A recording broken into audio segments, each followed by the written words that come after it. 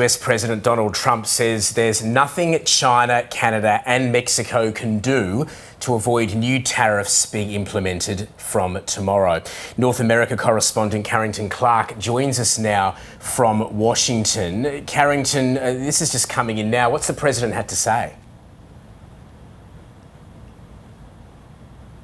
Yeah, the president held a kind of impromptu media conference from within the Oval Office in the White House, and he made very clear that his threat to impose tariffs on China, Canada and Mexico is much more than a threat. It will be implemented tomorrow, and they will be implemented straight away starting tomorrow. And he says there's nothing that those three countries can do to forestall that from occurring.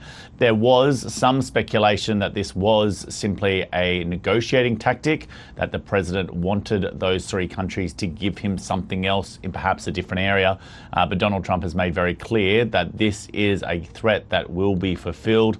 Markets hadn't necessarily priced this in completely. And there is now obviously major concern that this is just the opening salvo in what may turn out to be a full-blown trade war involving some of the world's biggest countries. This was the President of the United States, Donald Trump, just a short while ago. We are treated so badly. They don't take our cars. They don't take our farm products, essentially. They don't take almost anything. And we have a tremendous deficit with the European Union. So we'll be doing something very substantial with the European Union. We're going to bring the level up to where it should be. And if you think of the European Union, then you go to NATO. It's largely the same group of countries. Until I came along, I mean, we were paying almost 100% of NATO only to get bad trade deals. So part of what we're hearing from the president there is taking aim at the European Union. We know from last week that he had already threatened the European Union with tariffs. He is indicating that that promise to levy tariffs on the European Union will also be fulfilled.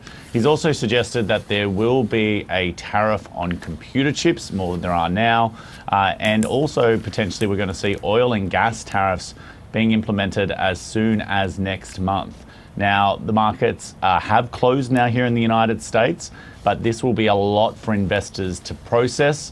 Donald Trump has long been obsessed with tariffs. He believes that they're good for the American economy, partly because they're a great source of tax revenue, but that does put him at odds with most orthodox economists who believe that tariffs lead to higher prices for consumers and lead to lower economic growth. But Donald Trump, in his 2.0 iteration, is showing that just like the first time around, he's very keen to wield the tariff weapon when he can.